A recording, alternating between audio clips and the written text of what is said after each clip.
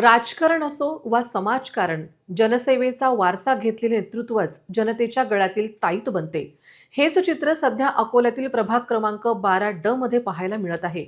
शिवसेना उभाटा उमेदवार सागर भारुका यांच्या रॅलीत हजारो शिवसैनिक सहभागी झाले असून त्यांच्या शक्ती प्रदर्शनाने प्रभागात राजकीय वातावरण चांगलेच तापले आहे. सामान्य जनता, व्यापारी यांच्या नेतृत्वात बदल पाहिजे असून शिवसेनेची मशाल येथे प्रज्वलित झाली आहे.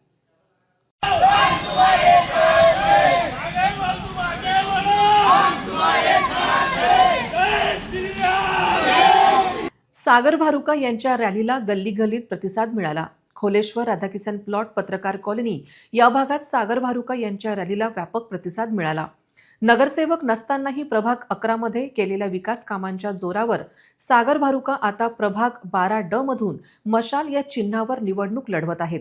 त्यांच्या या रॅलीमुळे शिवसैनिकांमध्ये मोठा उत्साह संचारला असून आगामी निवडणुकीत ते भाजपाचे उमेदवार अजय शर्मा यांना मोठा धक्का देण्याच्या तयारीत असल्याची चर्चा प्रभागात रंगली आहे. समाजसेवेचा वसा आणि विकासाचा ध्यास सागर भारुका यांनी प्रभाग 11 मध्ये आपल्या अष्टपैलू कार्यातून विकासाचा नवा आदर्श निर्माण केला आहे. सागर भारुका यांच्या रॅलीत हजारो शिवसैनिकांच्या उत्स्फूर्त सहभागातून ही रॅली यशस्वी झाली आहे. खोलेश्वर राधाकिसन प्लॉट पत्रकार कॉलनी या भागात व्यापक प्रतिसाद मिळाला. तरुण आणि तरुणांचा उत्साह या रॅलीत होता. त्याचबरोबर या रॅलीनंतर निघालेल्या पदयात्रेत स्थानिकांचा सहभाग होता. सागर भारुका यांच्या शक्ती प्रदर्शनाने शिवसैनिकांमध्ये उत्साह होता.